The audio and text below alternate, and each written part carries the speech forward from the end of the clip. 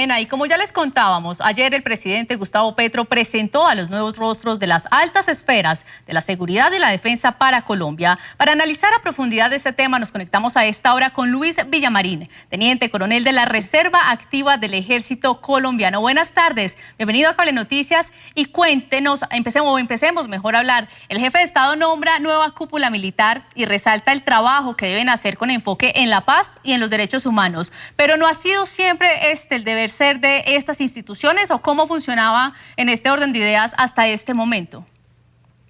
Muchísimas gracias por la invitación, Paula, y muy acertada la duda metódica que usted plantea. Es que lo que vemos ahí es un poco de populismo y de utilitarismo y de mensaje manipulador, porque pues naturalmente no hay nadie más que quiera la paz que un soldado, y el soldado nunca ha sido enemigo del pueblo colombiano. Es más, yo creo que el señor Petro y el ministro de Defensa están completamente desinformados del trabajo que han hecho las fuerzas militares y la policía en las zonas rurales, porque no nada más con el trabajo que presta SATENA, que es de la Fuerza Aérea, o el servicio naval, o el servicio fluvial que presta la Armada Nacional en apoyo a comunidades indígenas y comunidades alejadas, es muchísimo. La cantidad de acciones cívico-militares que se han hecho son muchísimas. La tranquilidad que le han brindado los militares en todo el territorio. Entonces nos parece que aquí hay un poco de populismo y de llegar a descubrir que el agua moja y que la rueda gira. Bueno, también se habla en este momento, se ha registrado, o en los últimos meses se ha registrado temas de masacres, de violencia, desplazamiento forzado en diferentes regiones del país. Desde su experiencia, ¿qué otras estrategias se deberían entonces abordar para realmente hacer un trabajo efectivo en estas zonas?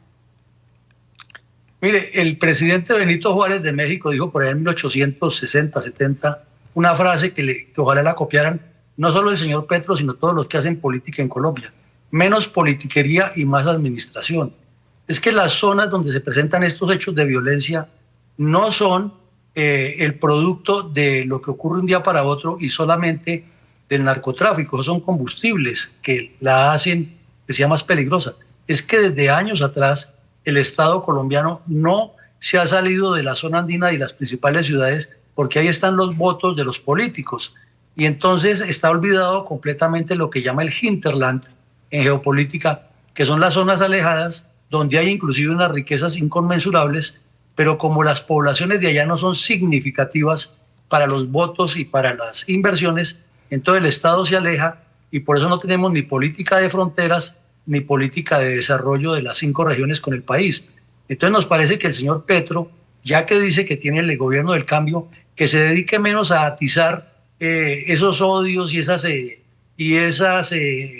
prevenciones contra las fuerzas militares y la policía, y más bien que se apoye en ellas para ayudar al desarrollo, y que sus políticas de Estado se salgan de defender a la primera línea y de defender a su Colombia humana y a su pacto histórico, y que vaya más allá pensando en los colombianos, porque una cosa es la palabra y otra cosa son los hechos reales. Bueno, también ayer el presidente Gustavo Petro pues hablaba de algunas reformas al interior de las instituciones relacionadas con el tema de educación, el tema también de meritocracia, de algunos beneficios, y un punto que a mí me llamó mucho la atención es la paridad. ¿Cómo ha sido ese papel de las mujeres al interior de estas instituciones hasta este momento? Paola, ese punto sí que es interesante, y ya que nos dan la oportunidad se lo queremos aclarar a los televidentes. Sucede lo siguiente, que inicialmente a las fuerzas militares y la policía llegaron oficiales femeninos con títulos profesionales ya definidos, valga decir médicas, odontólogas, psicólogas. Entonces estas muchachas entraban de una vez, era con el grado de teniente, pero no tenían mando de tropas, o sea, no podían ejercer el mando porque no han sido formadas para eso, sino que ejercían en su profesión para lo que las requería la institución. La Policía Nacional fue la primera, después fue la Fuerza Aérea y luego la Armada Nacional, las que ya las vincularon en forma directa a que ejercieran mando, o sea, que sean oficiales de carrera completa. Y finalmente fue el Ejército el último que tomó esa decisión, y ya las tenemos. Entonces, la paridad ha ido mostrándose más en la Policía Nacional, porque es la que inició primero, y ejercen el mando de unidades de patrulleros y de unidades de vigilancia, que es la especialidad de ellos, la de estar más en la calle con los ciudadanos y combatiendo el delito. pero igual hay oficiales en la DIJÍN y en otros campos de administración. En el Ejército Nacional ya tenemos varios casos, y aquí recuerdo que en Cable Noticias ustedes resaltaron el caso de una subteniente muy valiente del Ejército, que es comandante de un pelotón de soldados en el sur de Bolívar, y estos delincuentes del Clan del Golfo hasta pusieron precio por la cabeza de ella. Entonces la paridad se va a dar, pero es un proceso que no es con politiquería, sino surtiendo la carrera, porque no podemos aspirar a que una subteniente, que en este momento sea comandante de tropas, mañana sea general comandante del Ejército, porque no ha surtido todo el proceso. Pero llegará el momento seguramente, porque ya son oficiales de fila, como decimos en términos coloquiales. Con estos otros beneficios o anuncios que ha hecho el presidente, ¿se espera entonces que el trabajo que hacen los uniformados sea mucho más eficiente o que muchos más colombianos se quieran vincular a estas instituciones?